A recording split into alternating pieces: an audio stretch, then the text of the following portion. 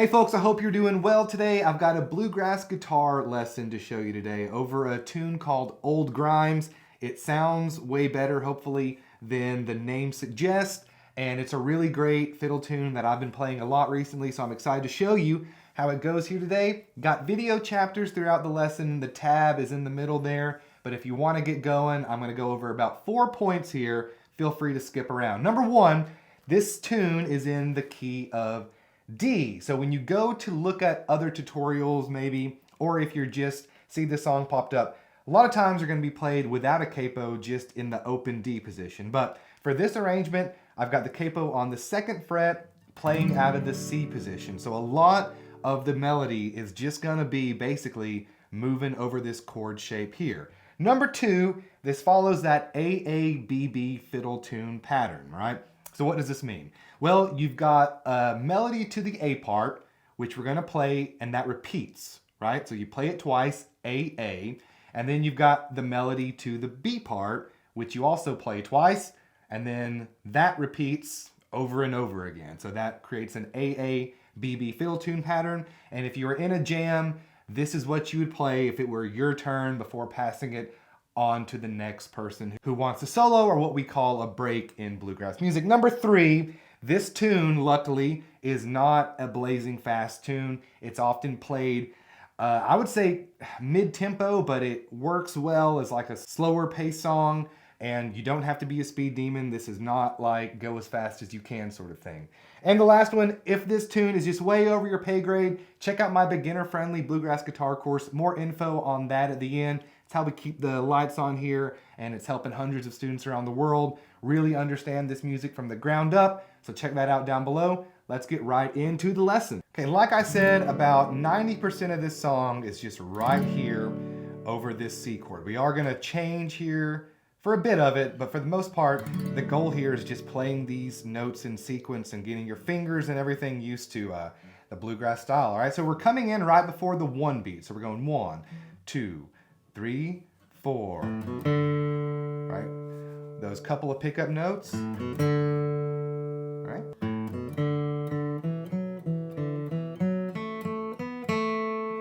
There's the first bit there.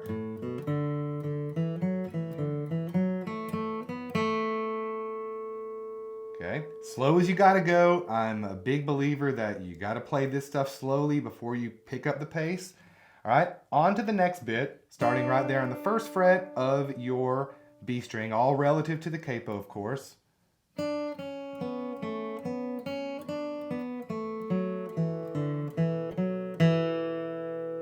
Letting that open D string ring out at the end, the best of your ability.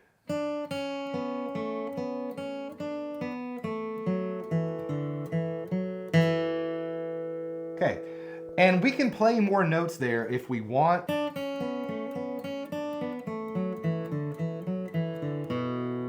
Right? I can play like an open A string there to end, but the reason I end on that open D string there with a little bit of space left is so you can reset to play those pickup notes again, just like the beginning, all right? So it goes.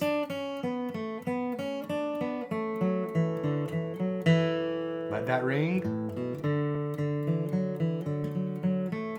And then we repeat the same phrasing, okay?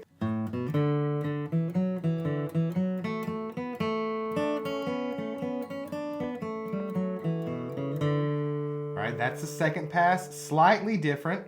So the first one,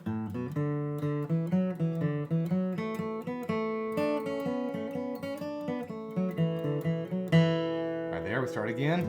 2nd one.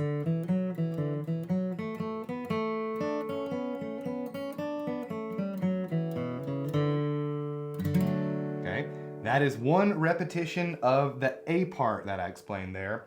And when I play a fiddle tune live, or if I'm in a jam, really the main goal is to just play the part correctly. I might play both pass-throughs exactly the same.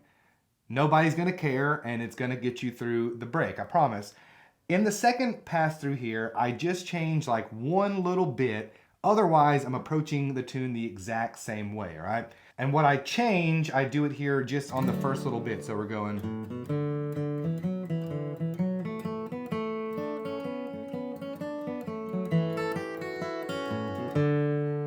That is the only part that I'm changing there. So I'm playing.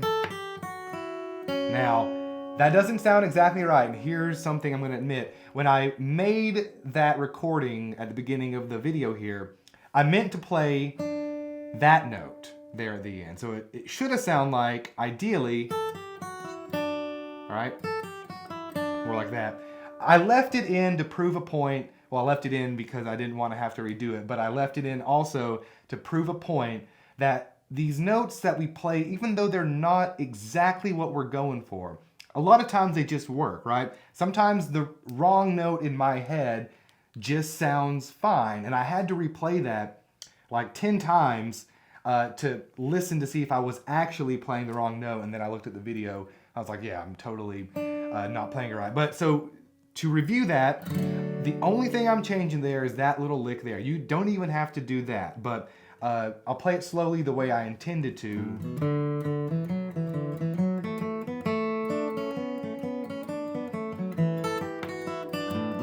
All right, so I don't know. That sounds a bit better than,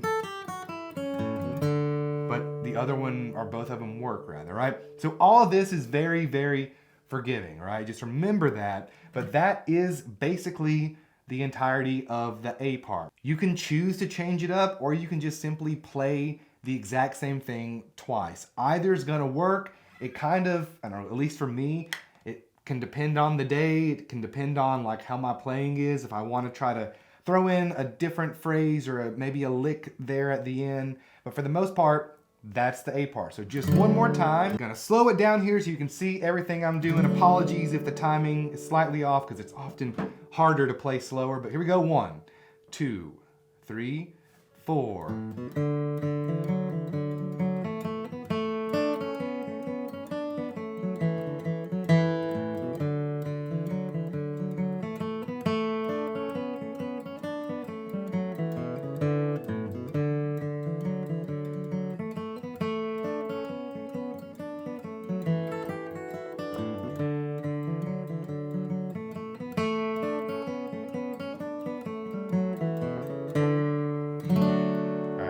Timing wasn't that bad, but that is the A part. Again, in review, choose if you want to put in that extra lick or if you just want to stay true to that melody, get through it. Let's go on to the B part now. Hey, good stuff. We're starting on the 1 beat right there on our root note, 3rd fret of your A string. And this bit here goes.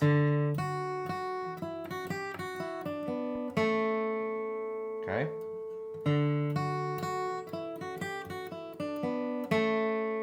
Right, moving on, and this is where we switch, okay? Our home bases are always there on that C chord, but then for this part, and we have to play it twice, we're starting here kind of on the 3rd, 4th, and 5th frets, if you will. Those are my home bases with an open A string. And then we switch back. So just for those handful of notes, we got a lick at the end we're also gonna come back this way for, but all that together.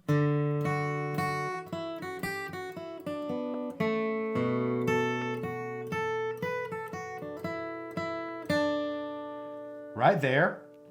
And then we're going to repeat that, only we're using that root note there to kind of start it instead of up here.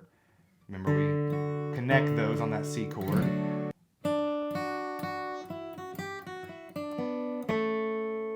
All right, one more time.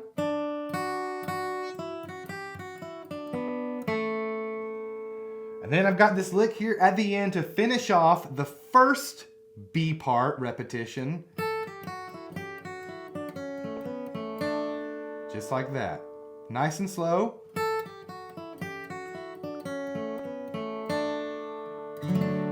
All right, and that is going to be the only part that we're going to change on the second repetition. If you love what I just played there, just play it twice and then you are absolutely home free, all right? Let me play the whole first B part real slowly.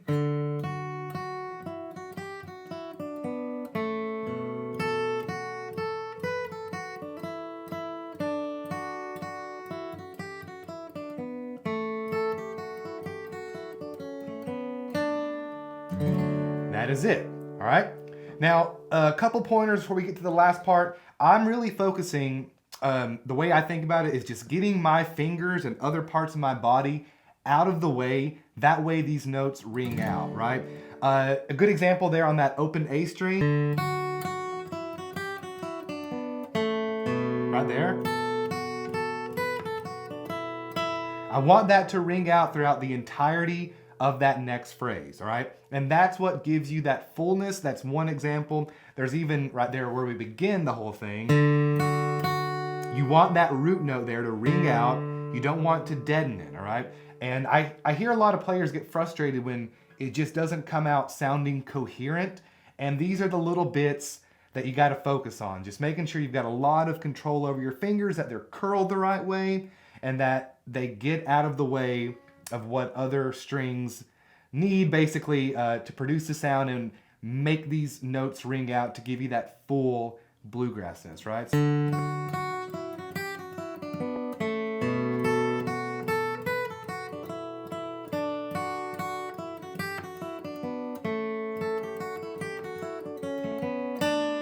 Right? Just be wary of that, all right? So the last part, again, we're almost home free. Actually, you can call the whole song done. You can just play that B part twice, exactly the way that I played it, showed you there, and then that's it. Or what we can do is I've got this lick here that uses this open string, open E string, to kind of feel a whole lot of space, and it gives us this real nice kind of dissonant sound, if you will. All right, so how do we fit that in? Instead of the lick that I showed you right there, we're gonna play. So therefore, the B part goes like this.